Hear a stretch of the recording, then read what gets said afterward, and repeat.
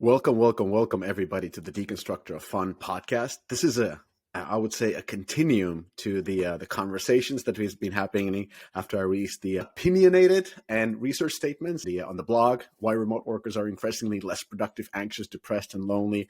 And all this started from the crazy strong statements against remote work and how it's in 2023. So for the past years, leading tech companies have stopped asking and begun mandating their employees to return to on-site. And for me, what's craziest has been that these are the same companies resisting fully remote work are also the ones that create the actual tools for others to work remotely. Over the years, I've experienced running a game studio or game studios on a fully on-site, remote, and hybrid setups, and I've benefited both from the ability to hire experts remotely, and I've also endured a lot of the pitfalls and the misalignments and the mental health issues caused by communication challenges with remote employees. So a lot of challenges, but I wanted to get somebody from a company that does remote work arguably best than anybody else, and that is, of course, Playrix. So without further ado, Maxim Kirilenko, Chief Business Development Officer from Playrix, welcome to the podcast. Hi, Mikhail. How are you? Very good to be here. This is your second time on the podcast. I kind of wanted to, you asked me to do a proper intro, talk about the tech companies and everything, kind of like the magnitude of issues. So, how are you doing? And where are you from? Like, where are you logging in? I'm logging in from London. So I moved to London last year in September from Ireland, where I were for like past 4 years, where is headquarters of Playrix. Nice. And talking about Playrix, like, people know the Gardenscapes and Fishdom. Yeah, now I have Fishdom Solitaire as well. Yeah, Fishdom Solitaire. Like, you have a lot of games. People know of the games, but sometimes they forget how big and successful company Playrix is. It is huge. You have over 3,500 employees. You have almost 10 game studios. And just in terms of revenue, looking at data AI numbers, it's a third biggest publisher on mobile. And the only ones ahead of Playrix are Tencent and Activision Blizzard King. And Activision Blizzard King, which is now probably Microsoft. Yeah. So Tencent and Microsoft are the only ones ahead of you. So there's still a little bit of a way to climb up, but it's huge company and hugely successful. And I think it's important to understand that as a context as we're continuing this conversation. And I wanted to kick off by asking, what is your typical day as a remote employee at Playrix? Yeah, that's a great question. So as for me, my typical day from business development side started from 6 a.m. in the morning because I'm covering China and ended sometimes 11 p.m. Because we are partners with a lot of companies from the United States, especially marketing companies from the United States. And because of that, my day is unpredictable sometimes and crazy in terms of schedule, especially call schedules and business meeting schedule. Yeah. I have to say that before we were recording this podcast, you were coming in, you were like, "Hey, can we move? I think we're getting a second child at this moment." And you're like, "Nope, false alarm. Let's actually record." False alarm. Wow, it's we're waiting now, second child, and I texted you contraction started. Let's reschedule to later on. Yeah, well, congratulations, 2 Girls Club. You're going to be a member soon. but you actually make a good point in that. Like, you're describing your day, and as an executive in this company, as a remote employee, are you at a risk of burning out? That sounds like a crazy day. Yeah, I think so. I do have risk to get a burnout easily, and sometimes I can feel that I'm pretty close to burnout. Mm-hmm. And because that, of course, I'm doing a lot of things to prevent this burnout, trying to schedule my day better, trying to keep time for my family in between work. Mm-hmm. And in my case, I think that it's connected to how organized I am and how motivated I am to continue delivering success and results for our company. And of course, here, my family helps a lot. So I'm spending time with my daughter and my wife, and I'm trying to spend time every day, no matter what. And I have breaks in between. But at the same time, like burnout, easy to get, especially when there are a lot of like things happening, especially like last year because of all transitions that we passed through as a company, because of all relocations, office closures, and like exit from Russia. There were a lot of tasks which are connected to business development and not connected to business development, but we were in charge of all these tasks. And it was hard to navigate that period of time. And again, like family and very good schedule of my day helped me to overcome. And how do you make sure that your team doesn't burn out? Because if you're working so hard, then they need to be working 10% harder. Yeah, 10% harder. Probably like 20% harder at some point. And I think that this is a challenge for managers, especially in companies who embrace remote work and give opportunity to their employees to work in a remote way. So I'm constantly thinking about how to prevent burnout of my team, trying to prioritize more what tasks are important, what are less important, and we can put them in a backlog and like I achieve these goals or like make these tasks later on. Also, like constantly speaking to my team, which is also important to understand their like motivation, to understand how like their personal needs and what they need at the moment. Like all of us, like my team, and actually it's like not a big team for Playrix. In business development, we have 5 people at the moment, including me, which are covering all areas, all business areas. And of course, all of us, like we work remote from different countries. I'm from the UK. One girl from my team, she's in Ireland, Spain, Serbia, Cyprus. Yeah, pretty distributed team. Yeah. And all of us, we have like our like personal needs, our personal problems. I'm trying to discuss like all of these, like in the beginning of our calls, what like problems they have, how can I help from personal standpoint and company standpoint, because if from company's standpoint we can make their life easier and solve some of them their problems, it could help them to focus more on what they're doing and also achieve results in a shorter period of time. And it also like prevents like burnout and this kind of stuff. So by their problems, you're probably talking about things like, first of all, communication from your side as a manager, giving them context and prioritization. Communication as well, yeah. And also like personal problems like their day-to-day life.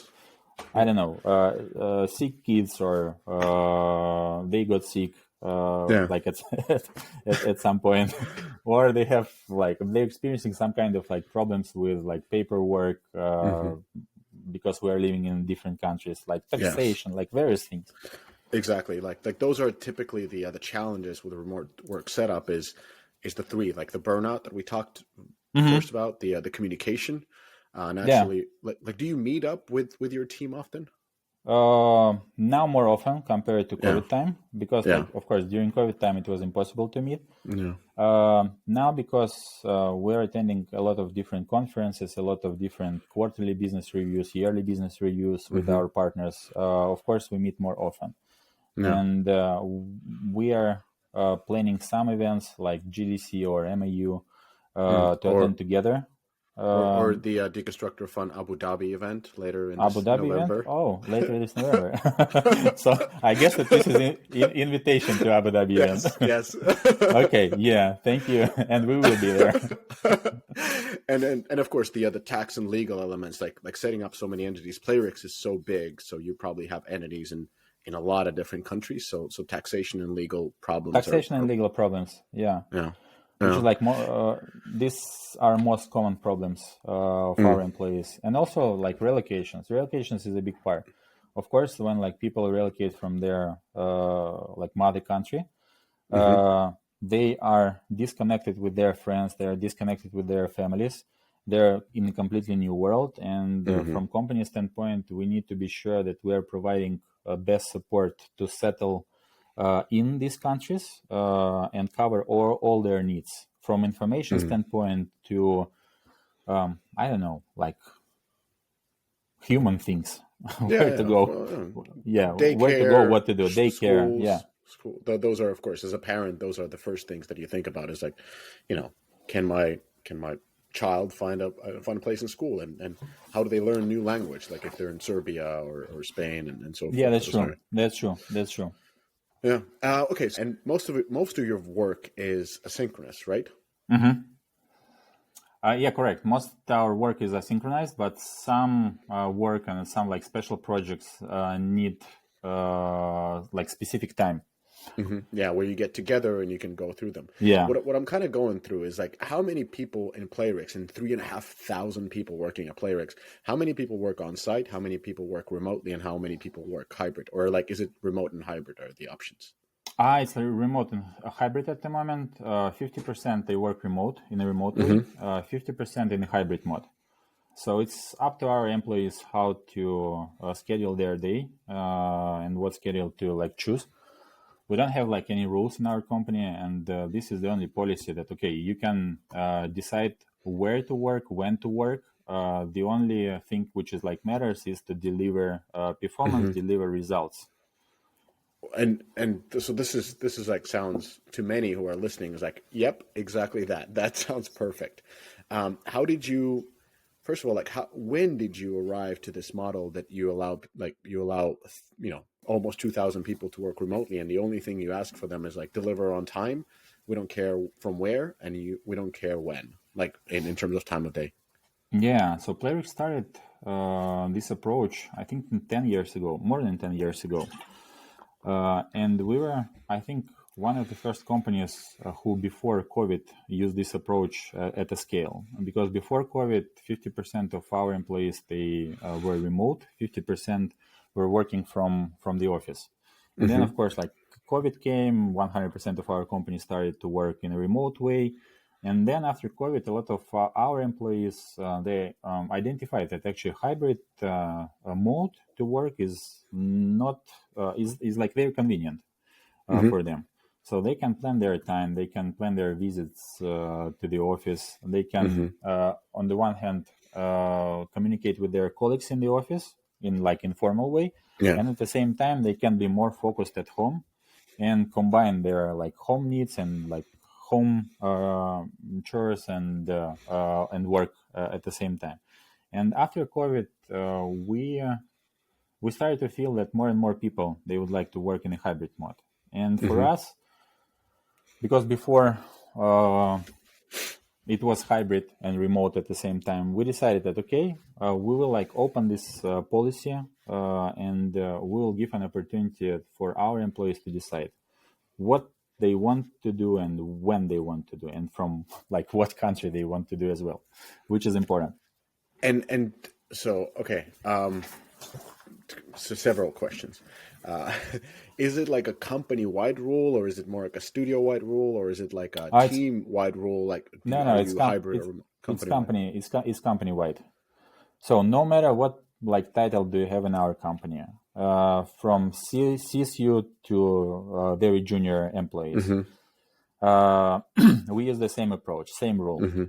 It's up to our employee where our employee will work and what approach he or she is going to use. Have you had any of these challenges that companies like? I think we were talking just before the recording. You said that Sega is trying to move to 100% on site, 5 days a week, like counter to what for example Playrix is doing. So have you seen the challenges in communication, lack of creativity, lack of loyalty, tax and legal issues, burnout, getting slower and more disorganized, and overall challenges in building and maintaining an engaging and outstanding company culture with people in remote setup? Like, you surely have seen these same challenges. Like, how have you gotten over them? Yeah, that's a great question, and we're constantly thinking about: do we have like any problems with remote? I like how like others are like solving against it, and you're like, "Are we okay?" It's like we're third in the world. It's like just Yeah, because it's like it's definitely always like a question, yeah. of course. But at the same time, I think that because Playrix started to use this approach long time ago, we already set a number of like tools and like services how to solve this issue and how to control overall work process and how to control structure. And here actually tools and services are like less important. Actually, Mm-hmm. the most important thing here is culture. Culture and the way of work, how you are like working as a company and as a team together. And because Playrix started to use remote approach very long time ago, of course, our like recruitment team and our like onboarding team and all other teams, they are focused how to onboard, like how to hire and onboard employees in a way where remote work and hybrid work will be good for like everyone and will be accepted by employee. Because the most important thing at the end of the day here is how organized, like self-motivated your employee is, whom you like just hired, and how this employee will be connected to the culture of the company. In company, when everyone is like motivated to deliver success in a hybrid or remote work, it's easy to get this vibe and easy to adjust your schedule and adjust your like needs based on like culture of company. And this is the most important part. Okay, and the so originally, why did you move to remote setup? Because you said you've been doing this for over 10 years. Yeah, over 10 years. So our founders, they decided to use this approach because that time Playrix office was in Vologda. I've been there, not Yeah. not worth a second visit. And there were like a lot of people in Russia and also like Ukraine and CIS countries who were like talented to like work in our company. But at the same time, to offer people to relocate and work from the office, it was like impossible task because of like various reasons. And our founders, they started to test like outsourcing, like run like hire people, Contractors. hire contractors and try to work with them, and found out that okay, this approach is working. And if you can find like proper person who can deliver results and we will be like motivated to work as like contractor and in a remote way, you can easily like achieve success. And at the same time, you can cut costs like office costs and like relocation costs and all these costs that are connected to relocation of recruitment and relocation of like any employee Yeah. and making this employee to work from the office. So it was basically an answer to a talent problem. Yeah, to talent problem, how to attract talents from different regions, from different countries, and To a very yeah, unappealing city. yeah, They were um, so, and I'm not like it could be appealing. I don't know. I was there only once, and it was winter, and it was absolutely no, winter bad is nice. in Vologda. You know, like that. No, but and okay. So interesting question regarding you mentioned cultures and the ways of working. Where do employees of Playrix come from? What I'm trying to ask is like is like, are they from the same CIS region, most of the people, so that there's a little bit of a similar culture and a similar language set for most of the people? I'm just trying to understand like how homogeneous versus diverse the 3,500 people are. Yeah, that's a great question. Most of our employees from CIS countries or like Eastern European countries at the moment. Yeah, because for example, now we're scaling our development headcount in Serbia. Now it's probably second or like third biggest office for us, and not office. Office is not the proper word here, but country where our employees they're located. But most of them, yes, they are like from CIS countries. Do you think that plays a role in finding a common ground? Because we've had podcasts about diversity and cultures and everything, and what I've been trying to say is like diversity, like in my opinion, is not only how people look like or what their gender is or so forth. It's a lot of it is diversity of mind, and diversity of mind comes from your upbringing, your values, your schools, like a lot of those elements play. And to me, it sounds like a lot of your people are culturally very similar, and through that, very similar. Yes, and it might be easier to kind of like build a culture. It might be easier to build a culture, but at the same time, for example, if we're talking about our localization team, or we're talking about our customer support team, of course, all these people are from different countries and different cultures, and they use pretty much the same approach, remote work approach. And by the way, like working like for Playrix, especially for people from like different countries except like CIS region, it could be a plus. Like as a good example, we have like several employees in China, in Beijing especially, and in Shanghai as well.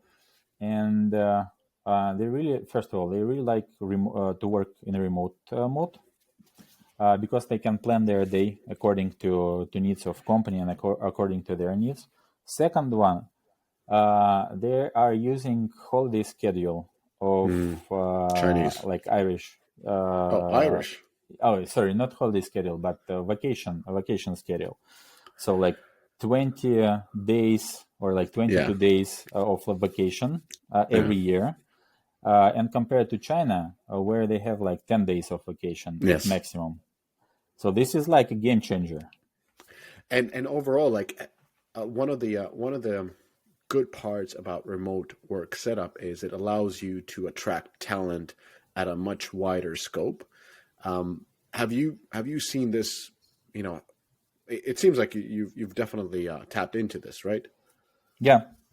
Here's the thing, like in my perspective, like living out of Finland and working mostly in the Western Europe, it doesn't seem that people are like Playrix is on the top of the list when people are looking for jobs, or when they're thinking who to work with. Is that a wrong perception? I'm just trying to, because I would feel that a company this successful with a fully remote setup should be like on top of your list if you're looking for a job.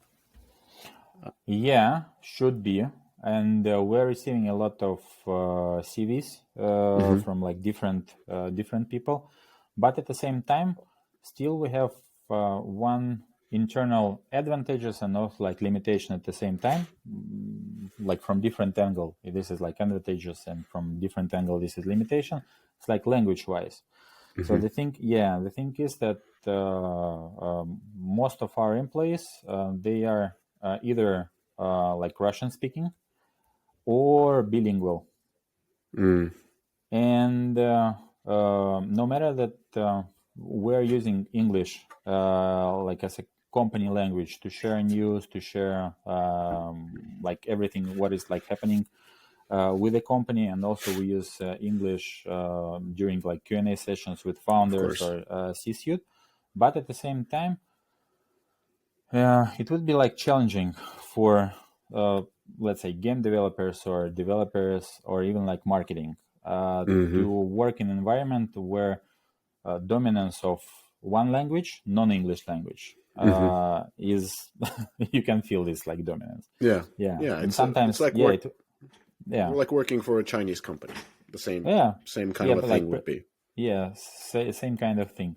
And of course, like from like leadership standpoint, we are thinking what to do in this case, how to attract like more talents globally. And especially we started to think after last year what to do on next. Uh, there are like various solutions.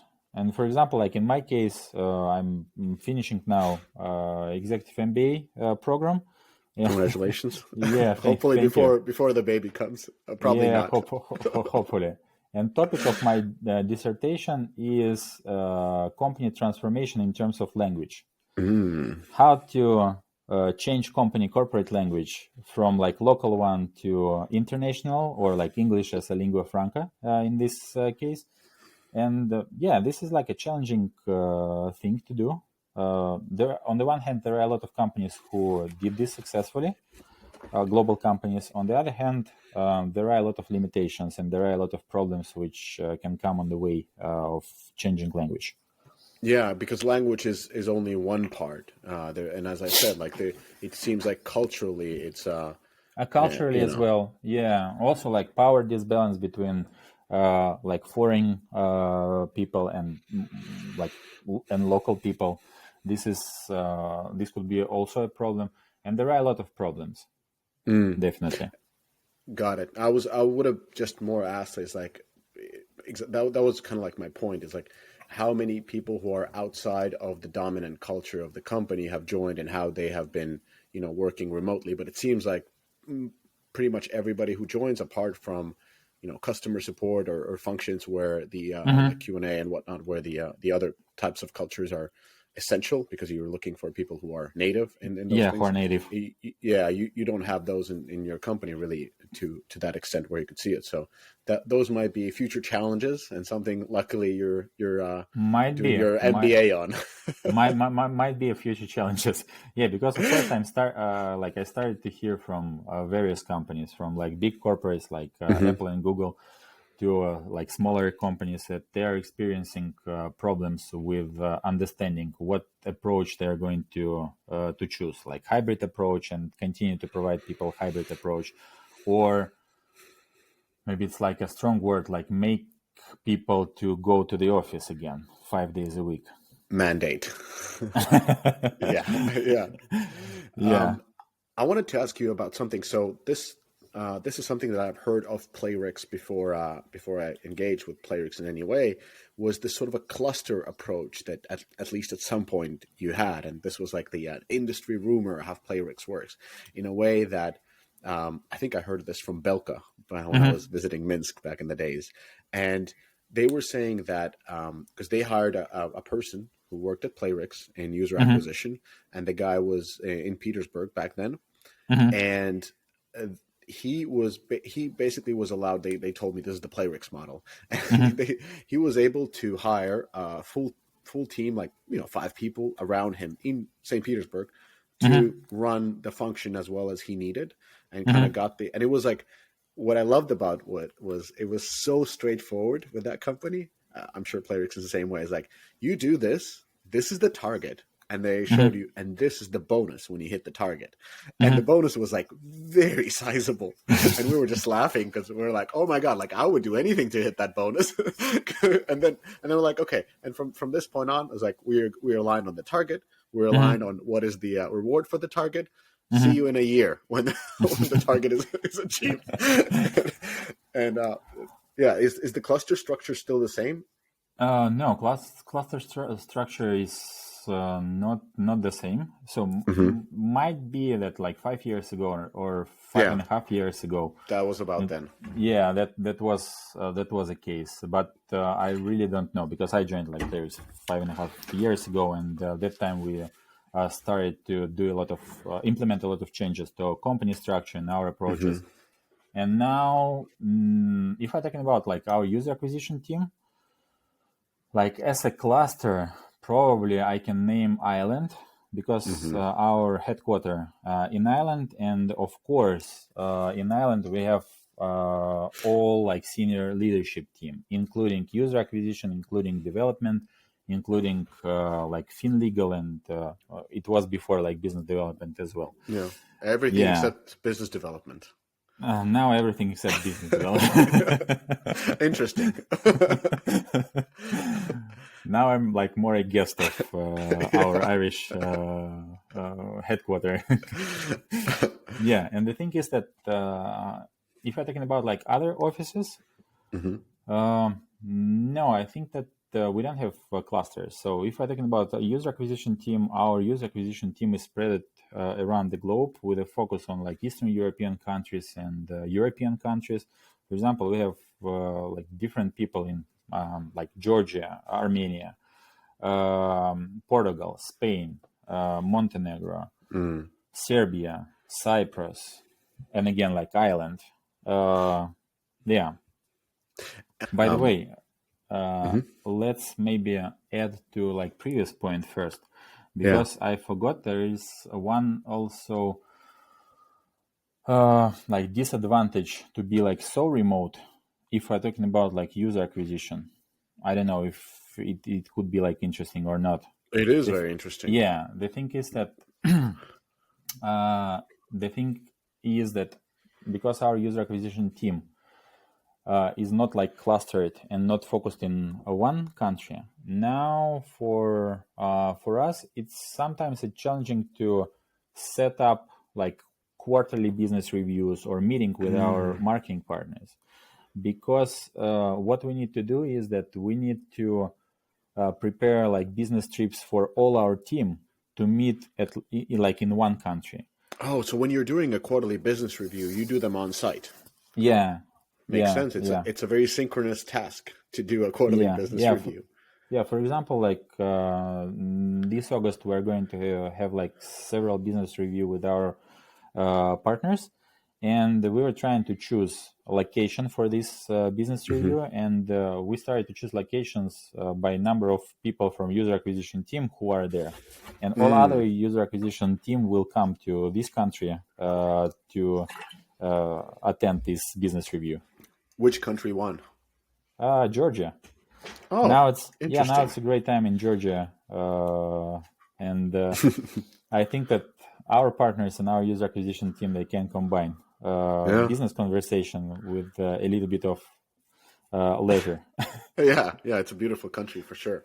And how about new game development? That is something that also requires extensive amount of on-site, like in my opinion, extensive amount of work from a team that is very gelled, that can do very rapid iterations on the work and everything. So how do you do that in a remote setup? Or is that the type of a thing that you mainly do on site? And then when it passes, when the game design documentations are done and it passes all the green lights and you know exactly what to do, you kind of move into remote. Like how do you do that? Yeah, it is also like hybrid and let's say like fully remote.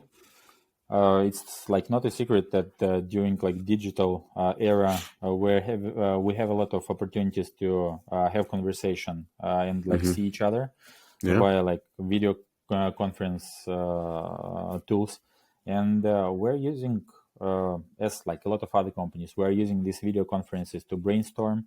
We're using these video conferences to like generate ideas, and also we're using these conferences, like video conferences, for like problem solving things, to be quick in our decisions. For example, if we have like any problem which is connected to our games, it's better to jump on a call for like 5-10 minutes together, discuss what we're going to do, finalize like vision, what to do next, and then like the whole team will start working towards one unified vision.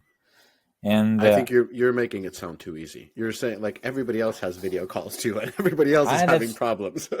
That's true, but one of the like main problem of, I suppose that one of the main problem of like other companies and maybe like other people with like different culture is that they think about like video calls, that they need to schedule this call like in advance, and they need to sort out schedule.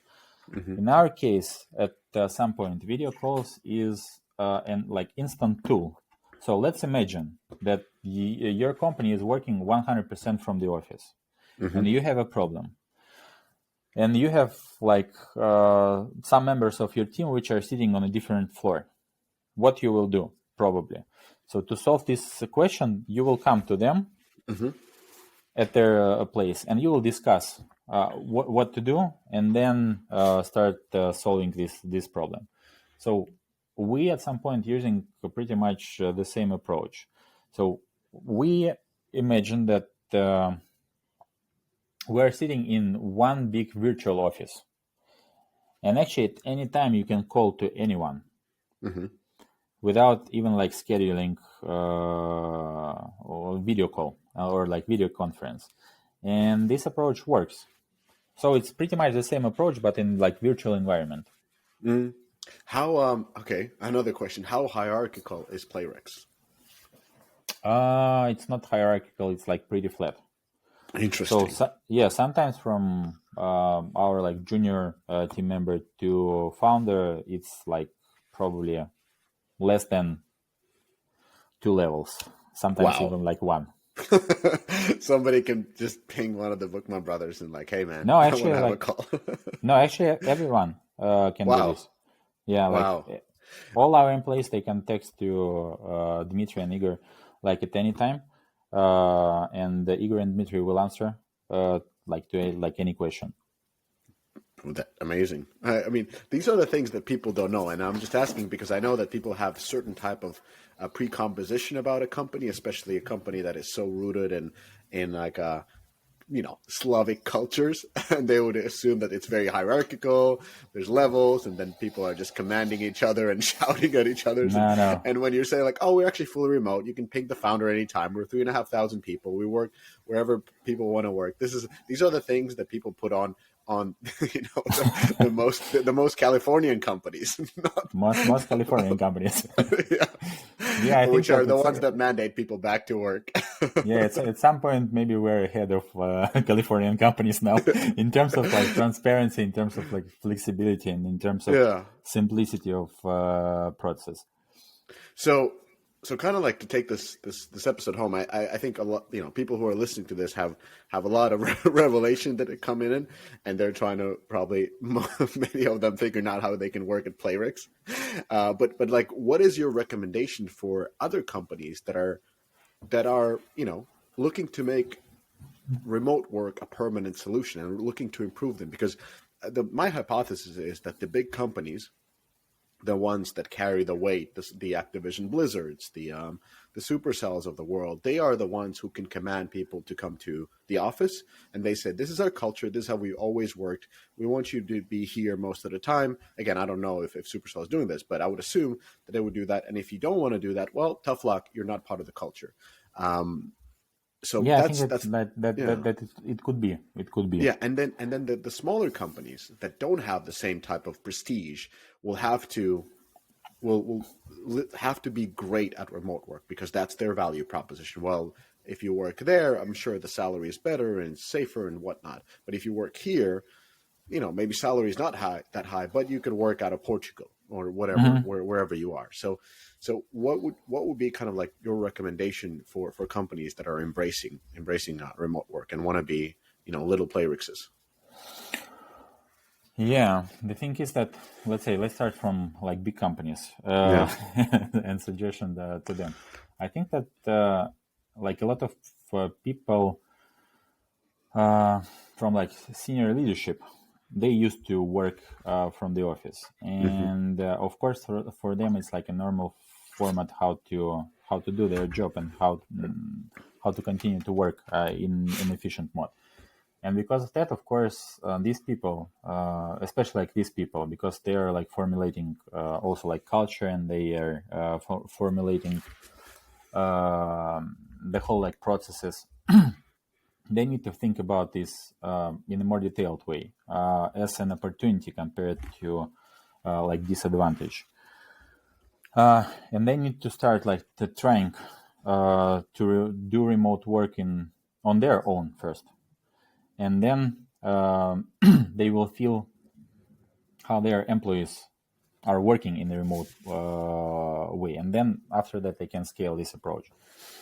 As for like other like medium-sized and small companies, I think that most of companies they are like doing great at the moment, because after COVID, a lot of companies they started to work in a remote way, and they feel the taste of remote work. And like small and medium-sized companies, they are trying to scale this approach, and they are teaching our industry, including of course like Playrix. So we're like are teaching our industry how to work in a remote and hybrid mode. Fascinating. You make everything sound so simple, and yet I've been studying this for the past 2 weeks quite intensively, and a lot of companies have a lot of problems with it. I don't know how, like, I understand how Playrix makes it based on your words, but I'm still left in a little bit of a state of like trying to understand what is really the secret sauce. Because on one hand, like, I don't know, my feeling is that the culture is actually a really big thing. You said culture, ways of working, onboarding, motivated and connected to the culture. You mentioned culture a couple of different times, and I feel like the a little bit more homogeneous culture of Playrix compared to other companies that are quite widely, even if you hire from around Europe, you will get a lot of different cultures. Like a person coming A lot from of Ukraine, different cultures, yeah. versus a person coming from Portugal are quite different, though they might look the same. I don't know if that plays a role. Yeah, I think that it plays a role that a lot of our like employees are from like CIS countries, and like in CIS countries there is a completely different approach how to work, and a completely different approach to work-life balance that I'm seeing like a lot here in Europe, for example, in London especially, or in Dublin. So in Dublin and in London, like work-life balance is necessary, and a lot of people are following this. So people just don't want to like to work more, and when you're like in a remote work, you need like as an individual or as an employee, you need to motivate yourself to continue to work and to continue to deliver, actually. And this is the hardest part. And when, like in CIS countries, people really think that they need to work hard. 8 hours, 9 hours, 12 hours. So it's like a culture. At some point, it's like a culture to work, only work. I like, get that. a few things about like work-life balance. Because a lot of like people are like at some point in need or in like not overall in a good state from like wealth standpoint. But here's like a little bit different situation, and maybe these cultural differences plays a very big role. I'm happy you said that because it's not just as simple as like you can have a call at any time. So it's not I think simple. the culture is as you mentioned many times, I think that plays a big role. And I would say for takeaways for the companies is also hire against a certain culture. You don't need to be coming in from the same geographical region to have same kind of approach towards work-life balance. Yeah, that's true. You can hire against that type of a virtue. Yeah, but at the same time, Playrix already has an experience, like more than 10 years of experience working in a hybrid or remote work. Yeah. And other companies, like big corporations and a lot of other companies, they have experience of only like 1.5 years or like 2 years since COVID pandemic. And 2 years, it's not enough to change all processes. It's not enough to change people's mind. And what we're seeing at the moment is that like all these companies are thinking that, okay, let's return to our roots. Let's return to work from the office. So they didn't give remote work or hybrid mode like to try. Well, on the other hand, defending those companies, I would say if your business was booming and you were doing great in your billion-dollar revenues and you're not doing as great of today, and the only thing you can say like, well, people are disengaged and whatnot, then for them it's easy to say, you know what, let's go back to 2 years ago. Yeah, but for those who don't have that option, who have to, who are not doing that great and are not as desirable places to work, they have to learn from it. And I would kind of like, I don't know if you agree with this, but I would like to conclude this in one thing, like the culture aspect. Like hiring against the type of a culture you want to build is imperative when you're building, for example, a remote work structure. It's not only that, hey, you can work remotely from a beach. If you hire against that sentiment, you're doomed, because you're basically saying work-life balance, everything is going to be hunky-dory. But I think work from home is tough. As you pointed out in the beginning, you need to put in a lot of hours. It will happen. And there's no coffee breaks, just walking around, chit-chatting with your friends and doing stuff like that. So you have to be prepared for that. And then when you're hiring people, make sure you hire against that approach, rather than people who are saying like, yes, I will come because I always wanted to work from Mykonos. Like, so I don't know. Do you agree with that? Yeah, I think so. All right. Well, we arrived on some kind of a hypothesis, at least at the end. If you want to connect with Maxim, he's on Deconstructor of Fun Slack channel. You can ping him anytime. You can find him on LinkedIn. You can ask him as a motivational speaker and how to transform your company to a fully remote one. I'm not sure if he will accept. Frustration.